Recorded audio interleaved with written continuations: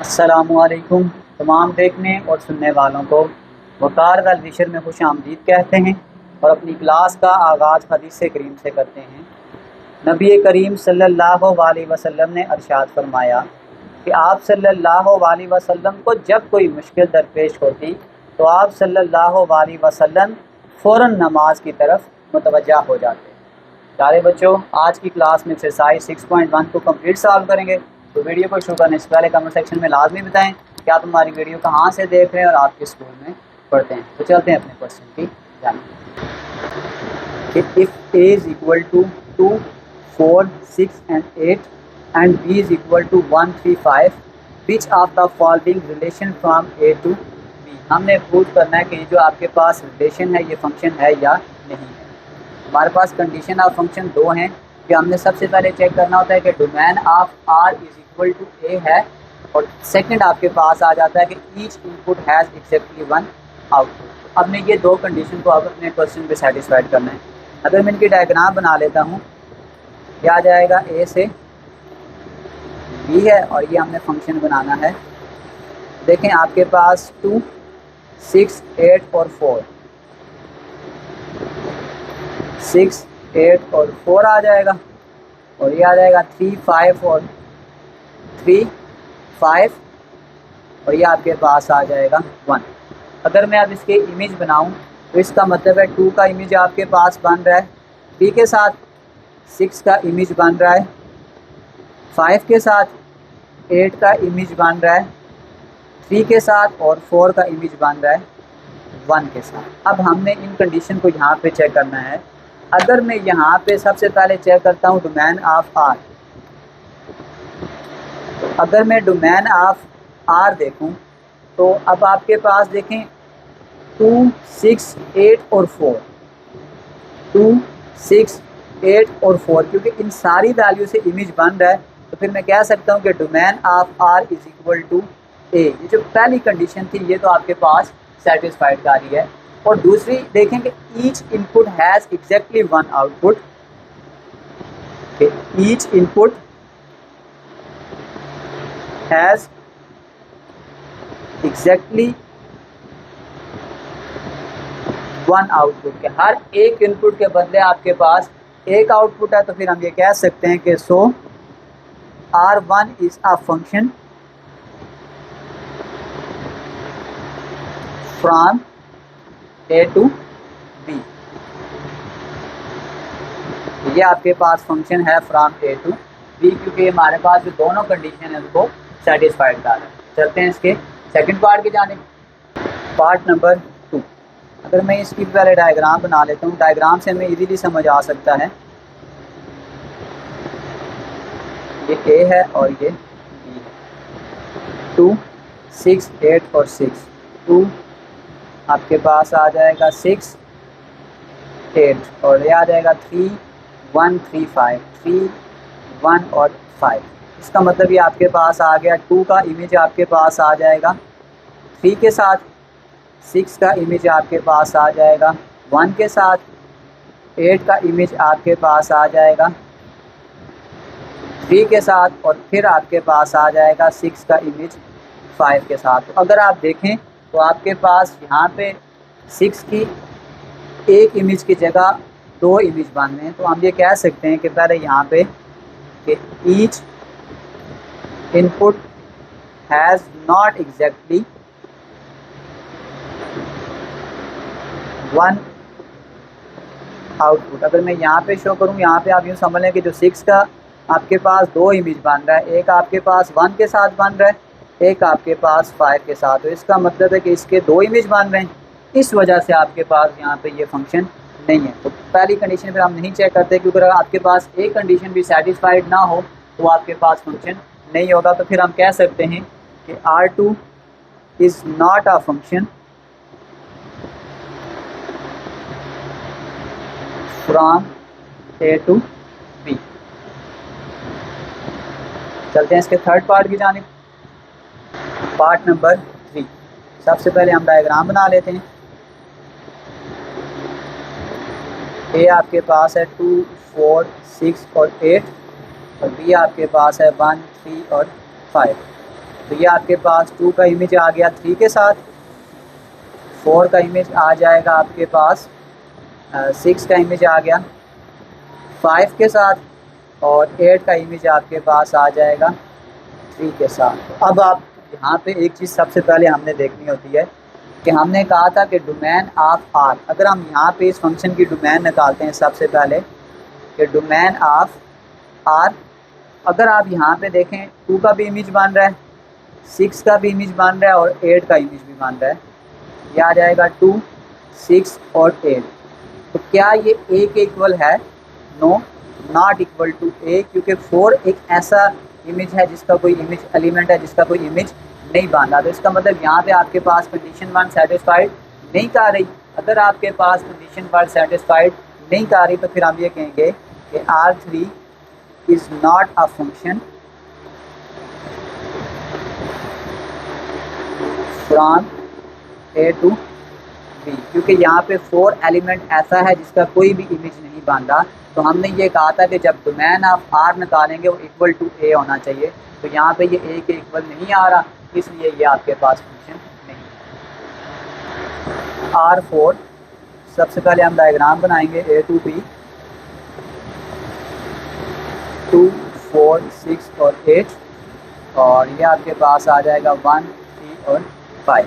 हमें जो रिलेशन दिया गया है 2 का इमेज 3 के साथ बनाना है, 6 का इमेज भी 3 के साथ बनाना है, 8 का इमेज आपके पास आ जाएगा 3 के साथ, और 4 का इमेज आपके पास आ जाएगा 1 के साथ। तो सबसे पहले हम निकालेंगे डोमेन ऑफ आर,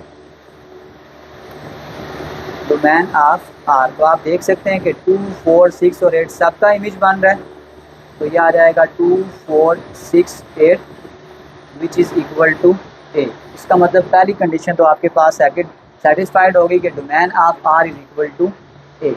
और सेकंड कंडीशन भी आप देख सकते हैं कि each input has exactly 1 output, के हर एक इनपुट के आगे आपके पास आउटपुट आ रही है।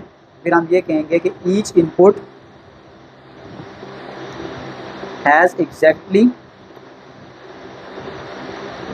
1 आउटपुट। तो फिर हम ये कह सकते हैं कि R4 is a function from A to B.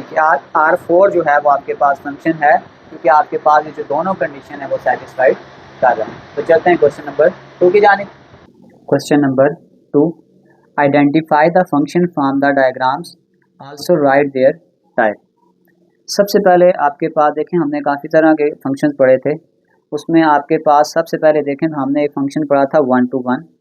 तो उसमें यह था कि हर ए का डिस्टिंक्ट इमेज आपके पास बी के साथ बनना चाहिए। तो देखें 2 का इमेज 3 के साथ बन रहा है, 3 का इमेज 5 पे और 5 का इमेज 1 पे बन रहा है। तो इसका मतलब है कि यह आपके पास एक तो आ गया 1 to 1 फंक्शन। फिर दूसरा आपके पास है कि अगर हम यहाँ पे एक कंडीशन निकालें कि रेंज ऑफ आर, अगर हम रेंज ऑफ आर निकालते हैं तो देखें 1 का भी इमेज बना हुआ है, 3 का भी और 5 का भी, 1, 3 और 5, तो which is equal to B. अगर हम रेंज ऑफ आर निकालें तो बी के बराबर हो तो ये आपके पास ऑन टू फंक्शन होता है। इसका मतलब ये आपके पास आ गया ऑन टू फंक्शन को भी सेटिस्फाइड कर रहा है। और जब हम इन दो फंक्शन को प्लस करते हैं यानी 1 to 1 फंक्शन और ऑन टू को प्लस करते हैं तो ये आपके पास बन जाता है बाइजेक्टिव फंक्शन।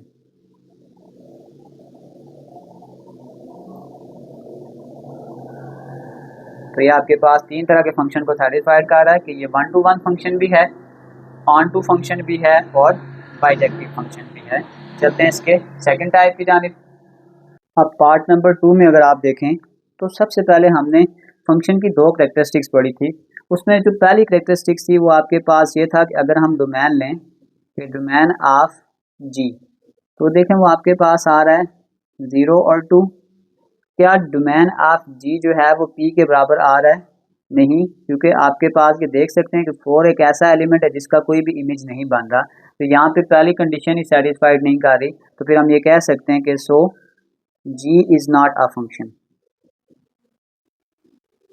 तो जब ये फंक्शन ही नहीं है तो फिर बाकी फंक्शन की टाइप्स को ही सेटिस्फाइड कैसे करेगा, क्योंकि 4 एक ऐसा एलिमेंट है जिसका कोई इमेज नहीं बन रहा। तो आपके पास क्वेश्चन नंबर 2 का जो फाइनल आंसर है आप ये कह सकते हैं कि g is not a function.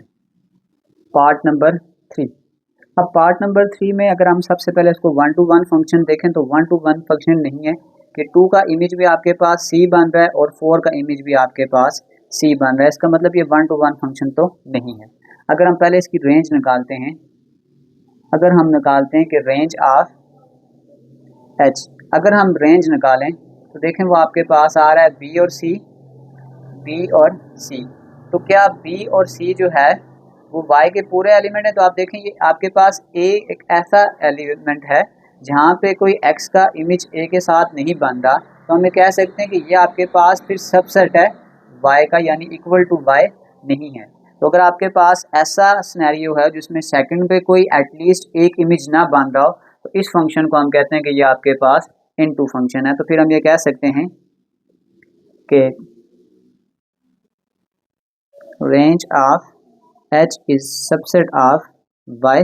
तो फिर हम ये कह सकते हैं सो दिस इज एन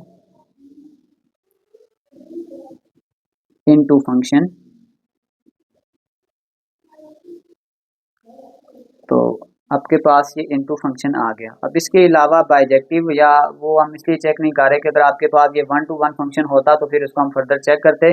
तो बाइजेक्टिव फंक्शन या इनटू फंक्शन के लिए 1 to 1 होना भी जरूरी है। तो हमने पहले ही कह दिया कि ये 1 to 1 फंक्शन नहीं है, क्योंकि यहाँ पे 2 का इमेज भी C बन रहा है और 4 का इमेज भी C बन रहा है। तो इसका जो फाइनल आंसर आएगा वो सिर्फ आपके पास आएगा कि ये आपके पास इनटू फंक्शन है। तो चलते हैं इसके क्वेश्चन नंबर 3 की जानिब। Question number 3। अब क्वेश्चन नंबर 3 में हमारे पास हमें एफ ऑफ एक्स गिवन है और हमारे पास एक इनपुट दी है, हमने उसके अकॉर्डिंगली आउटपुट फाइंड आउट करनी है।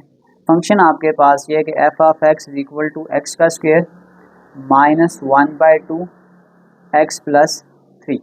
जैसे ये एफ ऑफ 2 है, इसका मतलब है put x is equal to 2 पे जहाँ जहाँ आपके पास एक्स आता है वहाँ पे आप क्या कर दें, 2 को पुट कर दें। तो ये आपके पास आ जाएगा, अगर हम पुट करें एफ ऑफ 2, ये आ जाएगा 2 का square minus 1/2 into x, x की जगह आ जाएगा 2 प्लस 3, ये 2 इस 2 से कैंसिल, 2 का स्क्वायर 4 माइनस 1 प्लस 3, तो 4 में 3 को ऐड करेंगे ये आपके पास 7 हो जाएगा, 7 minus 1 which is equal to 6। तो फिर हम कह सकते हैं कि एफ ऑफ 2 का जो आंसर आपके पास आ रहा है वो 6 आ रहा है।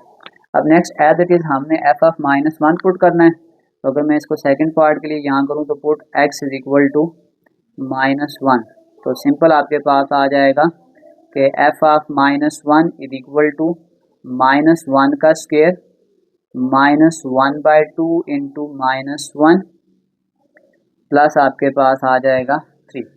अब -1 का स्क्वायर, जब आपके पास -1 का स्क्वायर होगा तो ये +1 हो जाएगा, माइनस माइनस प्लस ये आ जाएगा 1/2 प्लस आपके पास आ जाएगा 3। अगर मैं यहाँ पे 2 एलसीएम ले लूँ तो जब इसको 1 से मल्टीप्लाई करेंगे ये 2 आ जाएगा, 2 1s आर 2 और 1 2s आर 2, ये आ जाएगा 2 प्लस 1 और फिर ये आपके पास आ जाएगा 3 2s आर 6, तो 6 प्लस 3 9/2। तो फिर हम ये कह सकते हैं हमारे पास एफ ऑफ -1 जो है वो आ रहा है 9/2, ये हमारे पास इसका फाइनल आंसर है। चलते हैं इसके पार्ट 3 की जानिब। अब हमने सिंपल x की जगह 2/3 पुट करना है, x इज इक्वल टू 2/3, तो ये आपके पास आ जाएगा f 2/3 इज इक्वल टू 2/3 का स्क्वायर माइनस 1/2, x की जगह आ जाएगा 2/3, फिर आ जाएगा 3, 2 का स्क्वायर करेंगे 4, 3 का स्क्वायर करेंगे 9, ये इसके साथ कैंसिल हो जाएगा, माइनस 1/3 प्लस 3। अगर डिनोमिनेटर में कुछ नहीं है तो 1 डाल दें, अगर हम इसका एलसीएम लेंगे तो ये 9 आ जाएगा, 9 1s आर 9, 3 3s आर 9 और 1 9s आर 9 आ जाएगा, 4 1s are 4 minus 3, 9 3s are 27 में 4 को प्लस करेंगे तो ये आपके पास आ जाएगा 31, और 31 में से अगर हम 3 को माइनस करेंगे तो ये आपके पास आ जाएगा 28 डिवाइडेड बाई 9, यानी f 2/3 का जो आंसर आ रहा है वो आपके पास है 28 डिवाइडेड बाई 9। तो चलते हैं इसके लास्ट पार्ट की जानिब, पार्ट नंबर 4। अब पार्ट नंबर 4 में सिंपल जहाँ जहाँ पे आपके पास x आता है वहाँ पे हम t+1 पुट कर देंगे। Put x is equal to t+1, तो ये आपके पास आ जाएगा f of t+1 is equal to x का स्क्वायर, यानी कि ये आ जाएगा t+1 का स्क्वायर -1/2, x की जगह आ जाएगा t+1 और फिर ये आ जाएगा 3। यहाँ पे इस फार्मूले को ओपन करते हैं, ये आ जाएगा a का square plus 2a b plus b का स्क्वायर, साथ ही आ जाएगा -1/2 t प्लस माइनस माइनस, ये आ जाएगा 1/2 प्लस 3। अब ब्रैकेट्स को हटा देते हैं, ये आ जाएगा t का स्क्वायर प्लस 2t, 1 का स्क्वायर 1 माइनस, ये आ जाएगा t/2 माइनस 1/2 प्लस 3। अब हमारे पास देखें यहाँ पे सबसे पहले वेरिएबल्स को अलग कर लेते हैं। ये आपके पास आ गया t का स्क्वायर, एक ही वेरिएबल आ रहा है इसमें t स्क्वायर वाला, और t वाला अगर आप देखें तो ये 2 है। तो अगर मैं यहाँ से t को कॉमन कर लूँ तो ये आपके पास आ जाएगा 2 माइनस 1/2, और सब कांस्टेंट को भी इकट्ठा कर लें, 1 माइनस 1/2 प्लस 3। तो अगर मैं इसको फर्दर सॉल्व कर लूँ, ये आ जाएगा t का स्क्वायर, यहाँ कुछ नहीं है तो 1 डाल दें, 2 LCM, 2 2 आर 4 माइनस 1 प्लस, अब यहाँ पे जब हम LCM लेंगे ये 2 आ जाएगा, तो यहाँ पे 1 2 आर 2, यहाँ पे इसको इस 1 को जब हम इस 2 के साथ मल्टीप्लाई करेंगे ये 2 ऊपर आ जाएगा, 2 1 आर 2 और 1 2 आर 2, तो ये आपके पास आ जाएगा 2 1 आर 2, 1 1 आर 1 और 3 2 आर 6 आ जाएगा। ये आ जाएगा t का स्क्वायर, 4 में से 1 निकालेंगे तो ये आपके पास आ जाएगा 3, यानी आ जाएगा 3t डिवाइडेड बाई 2, और 6 प्लस 2 8, 8 में से 1 निकालेंगे तो ये आपके पास आ जाएगा 7 डिवाइडेड बाई 2। अगर मैं थोड़ा सा इसको एक स्टेप और सॉल्व कर लूँ तो जब मैं यहाँ पे ये 2 LCM ले लूँगा तो ये 2 इधर भी मल्टीप्लाई हो जाएगा, ये आ जाएगा 2t का स्क्वायर प्लस 3t प्लस 7। तो फिर मैं कह सकता हूँ कि मेरे पास जो फाइनल आंसर है f ऑफ t+1 वो आ जाएगा 2t का square plus 3t plus 7 divided by 2। ये मेरे पास इसका फाइनल आंसर है। तो चलते हैं इसके नेक्स्ट पार्ट की जानिब, क्वेश्चन नंबर 4। क्वेश्चन नंबर 4 में आपके पास ये आ रहा है कि if x is set of prime factor of 6। तो आपने ये याद रखना है, प्राइम फैक्टर से मुराद है वो नंबर जिस पे सिर्फ 1 का टेबल जाता है। तो अगर 6 तक हम देखें तो फिर वो आपके पास आ जाएगा 2 और 3, और y is equal to set of first 3 non negative integers. Integers हमने लेने लेकिन नॉन नेगेटिव, तो इसका मतलब है आपके पास जो y की वैल्यू आ जाएगी वो आ जाएगी 0 1 और 2। ये आपके पास x की वैल्यू गिवन है, ये आपके पास y की वैल्यू आपके पास गिवन है, और जो हमें रिलेशन दिया जा रहा है, हमें रिलेशन ये दिया जा रहा है कि x minus y which is equal to 1। अगर मैं यहाँ पे इन वैल्यूज़ को अलग कर लूँ, यानी इस y को मैं इधर लेके जाऊँ तो ये मेरे पास आ जाएगा x, ये +1 इधर आके -1 which is equal to y। अब देखें मेरे पास x एज आ इनपुट है और y एज आ आउटपुट है। तो अगर मैं यहाँ से स्कोर करें कि अगर मैं x की जगह पुट करता हूँ 2, तो ये मेरे पास आ जाएगा 2 - 1 which is equal to y। 2 में से 1 निकालेंगे तो ये आ जाएगा 1, यानी कि y इज इक्वल टू 1 है। इसी तरीक़ेकार से अगर मैं x की दूसरी वैल्यू भी पुट कर दूँ, x इज इक्वल टू 3, तो ये आ जाएगा x -1 यानी कि 3 - 1 which is equal to y। 3 में से 1 निकालेंगे तो ये आ जाएगा 2, ये आ जाएगा y इज इक्वल टू 2। अगर मैं यहाँ से फंक्शन की अब डायग्राम बनाऊँ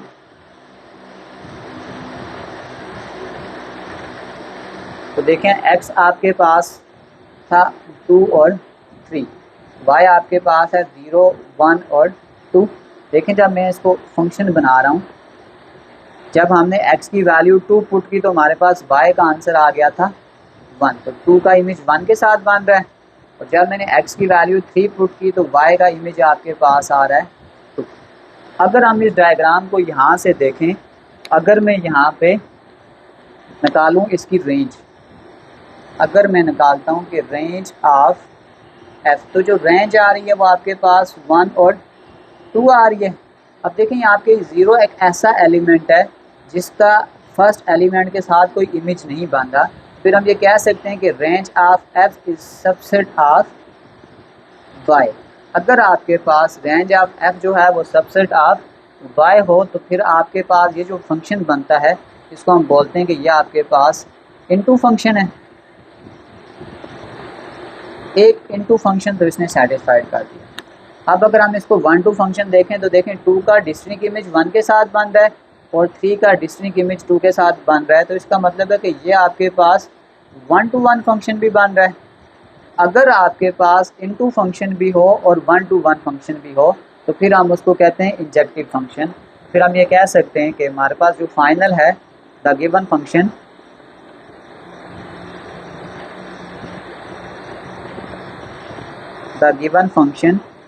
इज इंजेक्टिव फंक्शन। अगर आपके पास ये दोनों कंडीशन को सेटिस्फाइड कर जाए तो फिर वो जो फंक्शन होता है वो आपके पास इंजेक्टिव फंक्शन होता है। तो हमने यही चीज़ बतानी थी कि क्या ये इंजेक्टिव फंक्शन है या बाइजेक्टिव फंक्शन है। तो ये आपके पास क्वेश्चन नंबर 4 है। चलते हैं क्वेश्चन नंबर 5 की जानिब।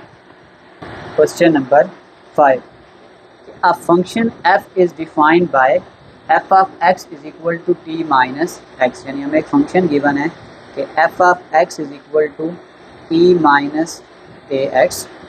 Find the value of a and t। हमने a की वैल्यू फाइंड करनी और t की वैल्यू फाइंड करनी है। उसने हमें कंडीशन दी है कि 0 and 2 are the images of 1 and minus 1, यानी जो 0 और 2 है ये इमेजेस है 1 और माइनस 1 के। ये कंडीशन उसने हमें दी है, यानी हम 1 इनपुट करेंगे तो हमारे पास इमेज 0 आ जाएगा और जब -1 इनपुट करेंगे तो ये इमेज आपके पास आ जाएगा। तो ये डाटा हमें गिवन था, हमने इसमें सिंपल a और t की वैल्यू को फाइंड आउट करना है।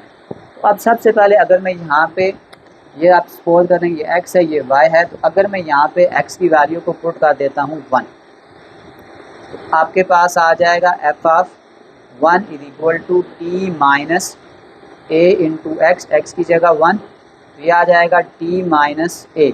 और हमने कहा था जब हम 1 पुट कर रहे हैं तो हमारे पास जो आंसर आ रहा है वो आपके पास 0 है, तो फिर हम ये कह सकते हैं कि t minus a is equal to 0। इस माइनस a को उधर शिफ्ट कर दें तो ये आ जाएगा t is equal to a, इसको हम नाम देते हैं कंडीशन नंबर 1 का।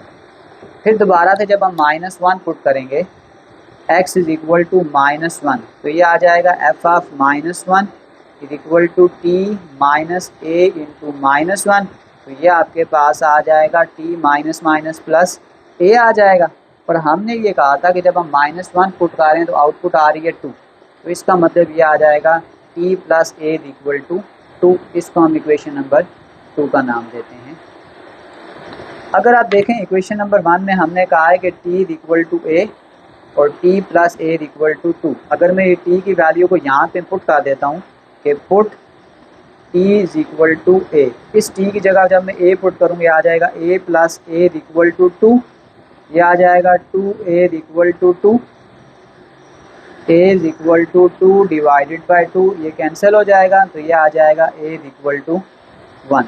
तो ये मैंने a का आंसर निकाल लिया है, इसको पुट कर दें इन इक्वेशन नंबर 1 में। और इक्वेशन नंबर 1 में हमने कहा था कि t is equal to a का आंसर हमने निकाल लिया है, तो फिर हम ये कह सकते हैं कि आपके पास t इज इक्वल टू 1 है। तो हमने क्या करना था, सिंपल a का आंसर फाइंड आउट करना था इस क्वेश्चन में और t का आंसर भी फाइंड आउट करना था, तो ये दोनों आंसर हमने फाइंड आउट कर लिए हैं। चलते हैं इसके नेक्स्ट क्वेश्चन की जानिब। Question number 6। क्वेश्चन नंबर 6 में वही कह रहा है कि a function f is defined by, ये फंक्शन हमें गिवन है कि f of x is equal to mx plus c। वो कह रहा है इस फंक्शन इज़ बाइजेक्टिव, अगर बाइजेक्टिव है तो जस्टिफाई योर आंसर। अब आपके पास अगर ये फंक्शन बाइजेक्टिव है तो इसका मतलब ये ऑन टू फंक्शन भी होगा और साथ ही ये 1 टू 1 फंक्शन भी होगा। अगर ये दोनों कंडीशन सेटिस्फाइड करेंगी तब जाके आपके पास ये बाइजेक्टिव फंक्शन होगा। तो सबसे पहले हमें जो फंक्शन गिवन है वो आपके पास है कि f of x is equal to m x plus c. अगर हम इसको 1 to 1 प्रूव करते हैं कि तो सबसे पहले लेट करते हैं कि let f of x1 is equal to f of x2। Simple x की जगह जहाँ पे x आ रहा है वहाँ पे एक दफ़ा हम x1 पुट करेंगे और एक दफ़ा x2 पुट करेंगे, तो ये आपके पास आ जाएगा m x1 plus c is equal to m x2 plus c. अब ये c इस c के साथ कैंसिल हो जाएगा, ये m इस m के साथ कैंसिल हो जाएगा, फिर हम कह सकते हैं कि x1 is equal to x2। x1 की वैल्यू और x2 की वैल्यू सेम आ रही है। इसका मतलब आप इसको थोड़ा सा अगर मैं डायग्राम की फॉर्म में बना के बताऊँ तो अगर मैं एक वैल्यू ले लेता हूँ सिंपल, आपके पास देखें फंक्शन है एम एक्स प्लस सी। अगर मैं यहाँ पे x की जगह पे 1 पुट करता हूँ तो ये मेरे पास आ जाएगा एम एक्स की जगह 1 आ गया, तो ये आ गया c, तो इसका मतलब ये आ गया m प्लस सी। अगर मैं यहाँ पे 2 पुट कर देता हूँ तो ये फिर आ जाएगा m x की जगह आ जाएगा 2 प्लस सी, तो यानी ये आ जाएगा 2m प्लस सी, तो ये आ गया 2m प्लस सी। तो देखें डिस्टिंक्ट इनपुट के लिए आपके पास डिस्टिंक्ट आउटपुट बन रही है, तो इसका मतलब कह सकते हैं कि this is 1 to 1 function, this is 1 to 1 function है। तो ये आपके पास 1 to 1 फंक्शन को तो सेटिस्फाइड कर रहा है। अब हमने इसको प्रूव करना है कि ये ऑन टू फंक्शन है या नहीं है, तो उसकी तरफ चलते हैं। अब दूसरी कंडीशन को हम प्रूव करेंगे कि f of x is equal to m x plus c. तो हम सबसे पहले लेट करेंगे कि let y is equal to m of x plus c. हम यहाँ पे पहले इस एक्स को अलग करते हैं, तो ये प्लस सी इधर आके आपके पास माइनस सी आ जाएगा, एम एक्स तो ये आपके पास आ जाएगा y minus c divided by m is equal to x. अब आपके पास एक कंसेप्ट याद रखना कि एम की वैल्यू आपके पास ज़ीरो तो नहीं हो सकती if m is not equal to zero. उसकी रीज़न ये कि अगर आपके पास किसी भी जगह हम डिवाइड में ज़ीरो लेकर आएंगे तो आपके पास अनडिफाइंड बन जाएगा।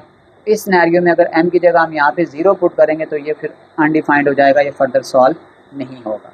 अब ये ऑन टू फंक्शन कैसे प्रूव हो रहा है, अब आप ये देखें। फॉर एग्जांपल ये x है और ये आपके पास x है और ये आपके पास एक y है। अगर सपोज करेंगे इस जगह में y की जगह रैंडमली कोई वैल्यू पुट कर देता हूँ, सपोज करें मैं कहता हूँ कि y की जगह मैंने पुट कर दिया 3, तो ये आ जाएगा 3 minus c divided by m। इसका मतलब जब मैं यहाँ पे 3 मेरे पास y में आंसर आ रहा है तो उसके अकॉर्डिंगली यहाँ पे कोई वैल्यू है 3 minus c divided by m। और अगर मैं यहाँ से सपोज करेंगे 2 पुट कर देता हूँ तो ये आपके पास फिर आ जाएगा कि 2 minus c divided by m, 2 minus c divided by m। इसका मतलब है कि यहाँ पे y की जो वैल्यू भी आएगी उसके अकॉर्डिंगली x में कोई ना कोई वैल्यू आती जाएगी। हर y की एक वैल्यू के लिए x की कोई ना कोई वैल्यू आती जाएगी। तो जब यहाँ से मैं निकालूंगा रेंज ऑफ f, जब मैं रेंज ऑफ f निकालूंगा वो तो इक्वल टू y हो जाएगा। अगर आपके पास range of f equal to y हो, यानी y के सारी इमेज का कहीं ना कहीं x के साथ इमेज बन रहा है, तो अगर सारी वैल्यूज़ का इमेज बनेगा तो इसका मतलब फिर वो ऑन टू फंक्शन को भी सेटिस्फाइड कर रहा है। इसका मतलब अगर आपके पास ये क्वेश्चन 1 to 1 को भी सेटिस्फाइड कर रहा है और ऑन टू को भी सेटिस्फाइड कर रहा है, तो फिर हम ये कह सकते हैं कि this is bijective function, this is bijective function because it's satisfied 1 to 1 plus on to function.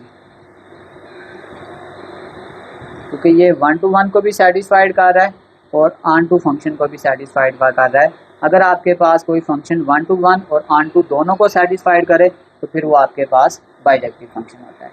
इसी के साथ हमारी एक्सरसाइज 6.1 कंप्लीट सॉल्व हो चुकी है। कमेंट सेक्शन में मैं एक लिंक डाल दूंगा, अगर आप इन नोट्स को विजिट करना चाहें तो आसानी से विजिट कर सकते हैं। आखिर में एक छोटा सा मैसेज अपने देखने और सुनने वालों के लिए। इंसानी ज़िंदगी का अलमिया है कि इंसान हमेशा उस हाल को याद करता है जो गुज़र चुका होता है और जिस हाल में होता है उससे मुतमईन नहीं होता। खुशी ना बचपन में मुकम्मल थी, ना जवानी में और ना बढ़ापे में। हर दौर अपने साथ खुशियों का एक पहलू लाया, मगर इंसान उस लम्हे की कदर ना कर सका। प्यारे बच्चों, मिलते हैं अगली वीडियो में, तब तक के लिए अल्लाह हाफ़िज़।